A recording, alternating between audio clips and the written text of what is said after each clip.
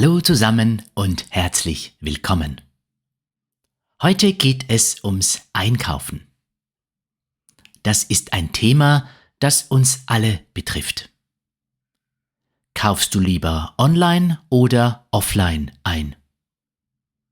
Wir sehen uns die Vor- und Nachteile beider Möglichkeiten an. Beginnen wir mit Online-Shopping. Es ist in Deutschland und auf der ganzen Welt sehr beliebt. Fast 90% der Deutschen haben schon einmal online eingekauft. Das ist kein Wunder, denn es gibt viele Vorteile. Man kann bequem vom Sofa aus einkaufen und muss sich nicht durch ein Geschäft voller Kunden drängen. Vor allem an einem Samstag ist das ein Problem. Viele Menschen haben nur am Wochenende Zeit, um einzukaufen. Daher sind auch in den meisten Geschäften viele Leute anzutreffen. Man muss auch an der Kasse länger warten als sonst. Aber zurück zum Online-Shopping. Die Auswahl ist riesig. Online findet man fast alles, was man sich vorstellen kann. Das gilt nicht nur für neue Sachen, sondern auch für gebrauchte Artikel.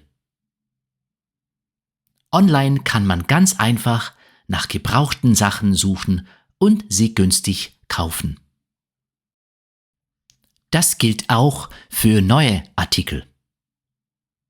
Es gibt Internetseiten, wo man einfach den Namen eines Produkts eingibt. Dann werden die Preise von verschiedenen Anbietern angezeigt. So kann man ganz leicht sehen, wo man ein Produkt am günstigsten bekommt. Das ist besonders praktisch, wenn man teure Sachen wie Elektronik kaufen möchte. Und das Beste ist, die Sachen werden direkt nach Hause geliefert. Natürlich hat Online-Shopping auch seine Nachteile. Man kann die Sachen nicht anfassen. Man kann die Sachen nicht ausprobieren oder anprobieren, bevor man sie kauft. Manchmal muss man ein paar Tage auf die Lieferung warten.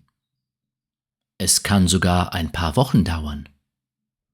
Und wenn etwas nicht passt oder gefällt, kann das Zurückschicken ziemlich mühsam sein. Außerdem gibt es online oft zu viel Auswahl. Was meine ich damit? Auf Englisch heißt das The Paradox of Choice. Das Auswahlparadox. Zu viel Auswahl kann dazu führen, dass man viel Zeit mit der Suche verbringt. Entscheidungen dauern viel länger, fallen viel schwerer. Es kann sein, dass man am Ende dennoch nicht das Richtige kauft. Ein weiteres Problem beim Online-Shopping sind gefälschte Bewertungen. Auf Englisch nennt man das Fake Reviews. Manchmal schreiben Leute Bewertungen, obwohl sie das Produkt gar nicht gekauft haben.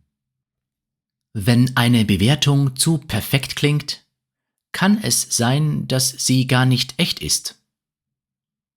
Es lohnt sich auch, nur nach Bewertungen von Leuten zu suchen, die das Produkt wirklich gekauft haben. Leider ist das nicht immer möglich. Kommen wir zum Offline-Shopping, dem klassischen Einkaufen in Geschäften. Auch das hat seine Vorteile. Man kann einfach durch die Geschäfte gehen und sich inspirieren lassen. Man wird persönlich von Verkäuferinnen und Verkäufern beraten. Oft können sie einem helfen, das Richtige zu finden. vor allem was Kleidung oder Schuhe betrifft. Man kann die Sachen sofort mitnehmen und sich gleich darüber freuen. Außerdem unterstützt man damit die lokalen Geschäfte in der eigenen Stadt. Aber natürlich gibt es auch hier Nachteile. Die Öffnungszeiten sind begrenzt. Man muss sich danach richten, wann ein Geschäft geöffnet ist. Die Auswahl in einem Geschäft ist natürlich kleiner als online. Wie sieht es eigentlich in Deutschland aus?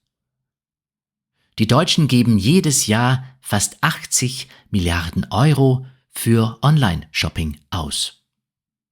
Das ist eine ganze Menge. Aber auch die Geschäfte in den Städten sind wichtig. Sie machen immer noch den größten Teil der Verkäufe aus. Ich persönlich mache beides. Ich kaufe gern online ein, wenn ich genau weiß, was ich will. Wenn ich Kleidung oder Schuhe benötige, gehe ich lieber in ein Geschäft. Dort kann ich alles in Ruhe anprobieren. Manchmal ist es einfach schön, durch die Stadt zu bummeln und zu schauen, was es so gibt. Was meint ihr?